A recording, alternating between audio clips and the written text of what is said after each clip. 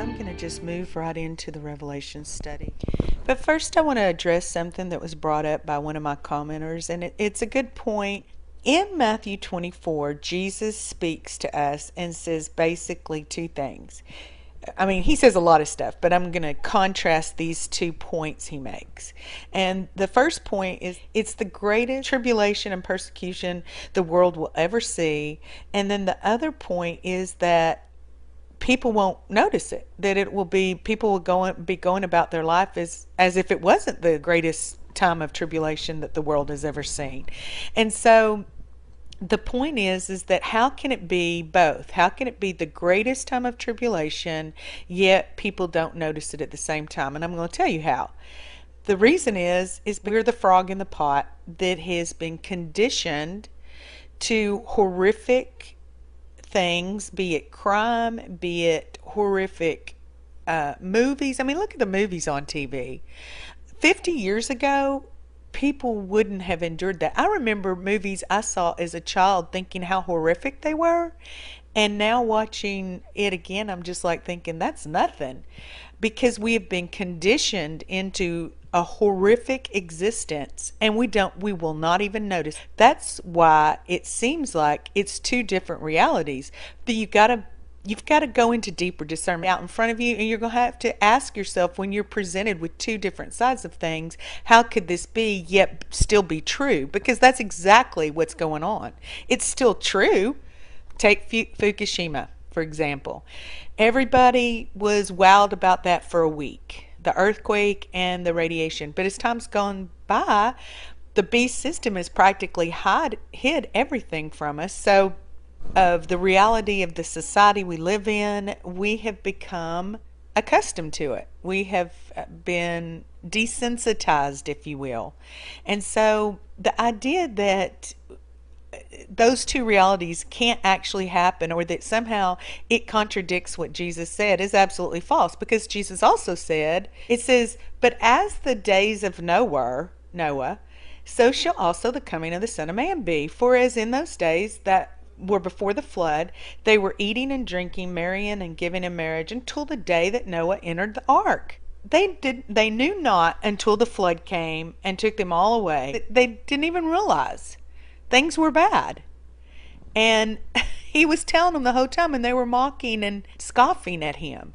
The same thing today. I see this as a literal manifestation. I see everything that's going on in Revelation is being a literal manifestation as well as a spiritual one.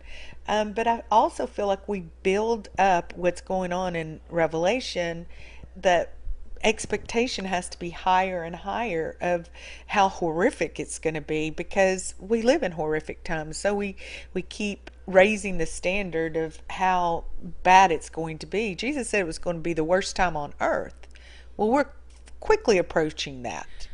And I'm not precluding that an asteroid can't fall. Obviously, I have included that in my videos, included YU55 and other topics of information in my other videos, because I do see it as a threat still. It's not that it can't happen. So please try to understand what I'm saying. Okay, and let me address another concern that I got from another YouTube comment that basically was saying to me that I have to understand wormwood in the context of a spiritual fulfillment, and I don't disagree.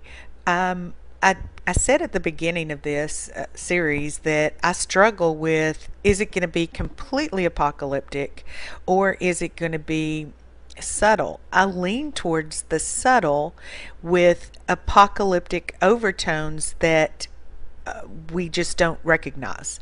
But in the same context, I also believe there's a spiritual fulfillment. This does not negate that. Here's the problem I keep getting from people.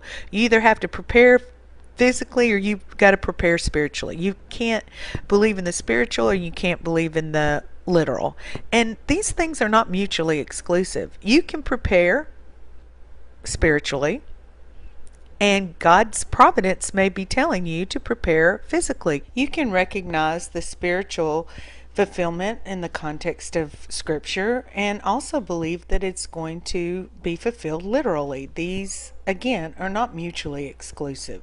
Okay, I'm moving on because I really want to get to the point of the 1600s that I've had to lay the foundation so that I haven't been able to explain. Same vein of the subtle interpretation or the subtle manifestation of the literal interpretation, I want to propose yet another fulfillment that has come about through the progressiveness of the times. Talk to you about the planetary alignment of the Virgo constellation that we've been seeing this past fall festival season, and show you some other times that I believe is significant in history, and show you how many times they occur in this one particular season. So if I were to go back, and I've done this, I've gone back every year since 2011 all the way back to 1891. From 1891, not again until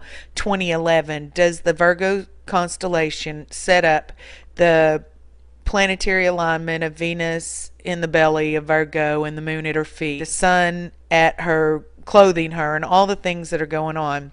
That doesn't occur for 120 years. Then if you go back, you'll see it again maybe 50, 70 years before that, and then it's various times. There is no pattern, if you will. But if you get into the 1600s, what you'll find is that it happens several times within 2 decades, and a couple of times in 1 decade. And so it's very interesting to me why that particular season. So I begin to look at Revelation 12 and some things that happened in history. And so if you take the Revelation verse and you find out that Satan is going to persecute the woman after she has the baby, and after it's caught up, woman flees into the wilderness where she's taken care of for 1260 days. Then there's a big war in heaven. Satan is cast out. You go down to Revelation 12:13, and it says, "And the dragon saw that he was cast into the earth, and he persecuted the woman which brought forth the man-child. And to the woman were given 2 wings of a great eagle, that she might fly into the wilderness, in her place, which is times time and half a time, that she's hidden from the face of the serpent." Okay, and I'm paraphrasing this, guys, because I'm trying to save time. Revelation 12:15, it says, "And the serpent cast out of his mouth water as a flood after the woman, that he might cause her to be carried away by the flood. And the earth helped the woman, and the earth opened her mouth and swallowed up the flood which the dragon cast out of his mouth." Now, okay, so if you understand what being in the wilderness is for the church and any time of God's people, it really means you're having a hard time either getting the Word of God, or it's harder for you to worship the Lord in spirit and truth. And so I'm looking at times in history, along with the 1260 days, which of course is going to turn into years, and I'm looking for a time, a 1260 block of time, which would been the wilderness for true Christians. And I look at it and I see the Catholic Church, or the Dark Ages. When did Rome sanction Christianity as the church religion, giving the papacy all its power to persecute the saints? And that's going to be in 391. Well, if you add 1260 days to the year 391, you get mid-17th century. That's 1651. And so I'm looking around and seeing this Virgo constellation formation and what's going on. You have in the years 1621, 1629, and 1637, all 3 have the Virgo constellation. And that is very rare that it occurs so quickly. Okay, you have these stretches of 50, 120 years. You don't have Venus in the belly of Virgo, with the sun clothing Virgo and the moon at her feet, yet you have less than a decade on one side and then less than a decade on another. It spans 8 years and then another 8 years. So very interesting to me that it would set up like that. What is going on in the world at this time, in the 1620s and the 1630s? Well, this is when you have the Mayflower. 1620 is when the Mayflower sailed. The Pilgrims setting up a settlement at Plymouth. They were actually blown off course. They were trying to get to Jamestown. And it's going to be based on religious freedom. They are fleeing the persecution of the church, not the Catholic Church in this sense, it's the Anglican Church. Same with the Puritans, except the Puritans really aren't trying to flee the Anglican Church. They're trying to get out from under their leadership and purify the they want to remain Anglicans, but they want to do it in the New World.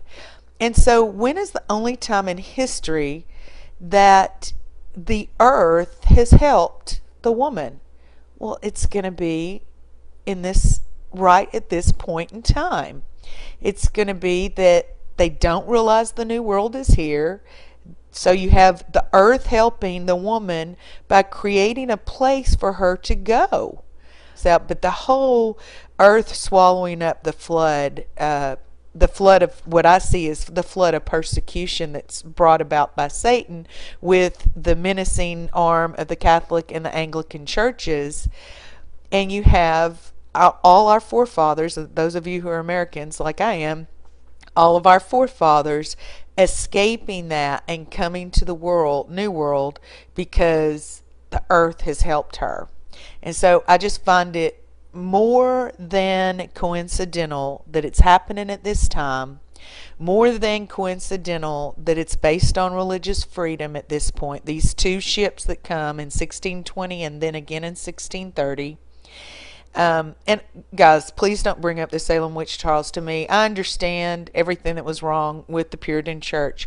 That's not the point. The point is they were seeking religious freedom. Yes, they were wrong because they didn't want to extend it either. I got it. I understand that. But it changed. It changed the way people are allowed to seek God on their own and be a kingdom of priests and all the things the New Testament preaches. And I just find it amazing that this might actually be the fulfillment of at least one of the times that the 1260 days, there's two times in that passage that they say 1260 days and then times and half a times, and it could be two different times because it also is two different, or not two, but there's several different instances of Satan persecuting the woman. Another thing real quick before I run out of time, the star formation, all three instances are going to be in the fall festival season, and every single one of them, Venus will be born on September 22nd. That is beyond a coincidence. And in the last formation in 1637, Jupiter is also going to be in the belly of Virgo, and it will be born October 22nd, 1637. Out of time. Thanks for watching. It's exciting and interesting stuff.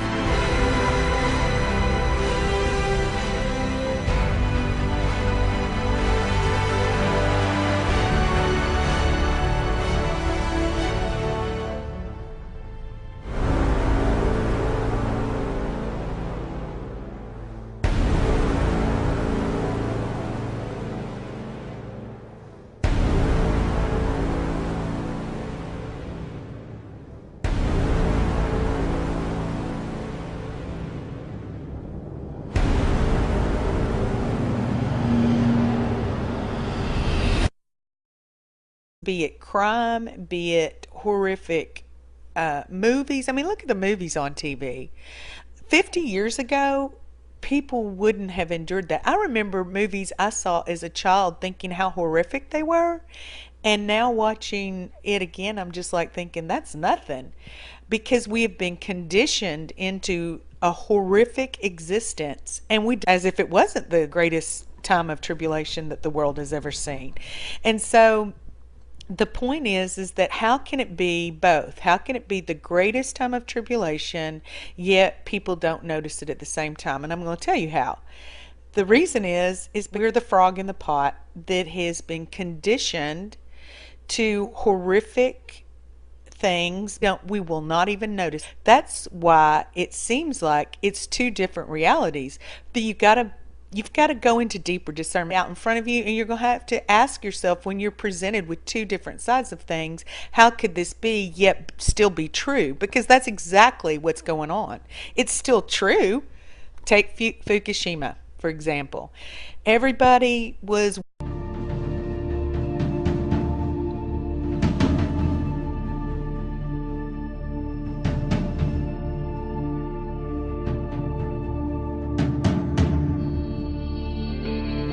tubers, I'm going to just move right into the Revelation study. But first, I want to address something that was brought up by one of my commenters, and it's a good point. In Matthew 24, Jesus speaks to us and says basically two things. I mean, he says a lot of stuff, but I'm going to contrast these 2 points he makes.